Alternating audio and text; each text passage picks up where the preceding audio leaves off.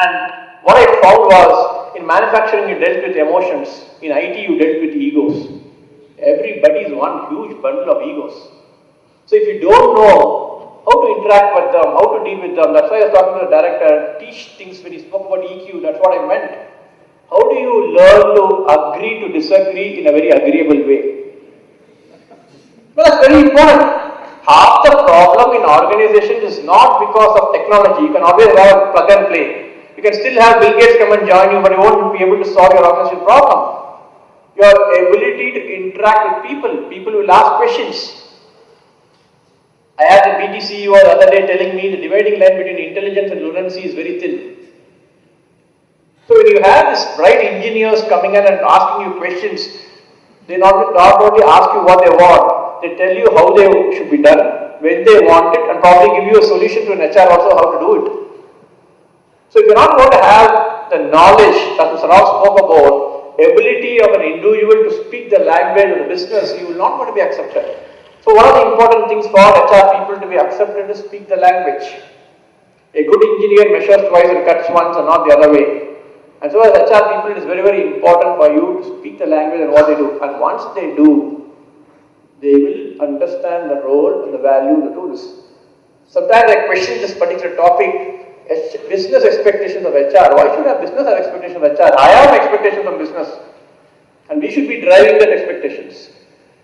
Today we have a system in TCS where on March 31st, 275,000 appraisals are done on time. It is done. I was one of the guys who never believed it. But then for the last 4 years, we are making it sure. But then as HR, from a technical perspective, I have managed to solve the problem. But by the spirit of it, is appraisal done in time. Today, you have the project leader and team members sitting next to each other and chatting with each other and doing appraisal because they don't want to see face to face. Why don't you paste in my wall about an appraisal and take a look at it? That's the situation we are dealing with. So to comment back into this, in the kernel of the people who are going to have very intelligent people, organization puts the framework or the pink wall, whatever you're seeing, HR is putting this bullets there to solve the problem. And these are all internal challenges which HR has to handle. And what do you see on the four corners of one is global competition. Today, the EDSs, the IBMs and many of the companies who are the customer are becoming my competitor. Target, which are customers, set up a captive offshore. Royal Bank of Scotland, who is our client, set up a captive. So we are dealing with global competition. So it is going to be extremely important that as HR people, I need to worry about to be proactive in anticipating these challenges and then do it. I'll give you examples of this, how to do it. The second thing is governmental policies.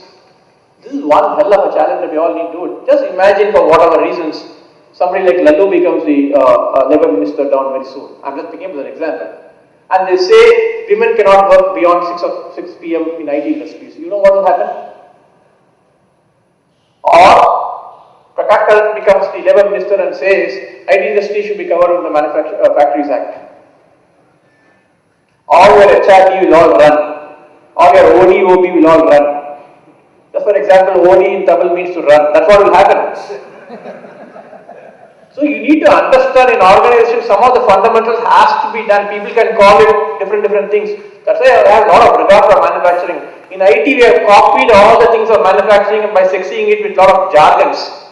But you go down in detail and ask for it. We used to have worker of the week, now they say star of the month, star of the moon of the month and all that. That's all. Nothing else, words have changed.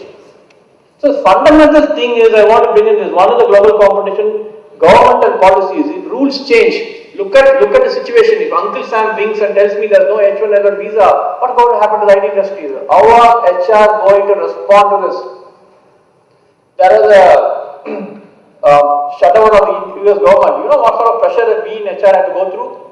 The reason is many of our exemptions the US has not done. Whether Obama worries or not, we in HR have to worry. Today, always have to worry about many of things. If US sneezes, UK catches a cold. The guy wants to bring in 3 lakh rupees deposit for every visa. Now, Singapore is going to follow it. Saudi Association is having it. So, we as HR, how do we respond to this challenge is going to be very, very important. The third thing is rapidly changing technology. I spoke to you about how cutting edge technology becomes bleeding edge technology.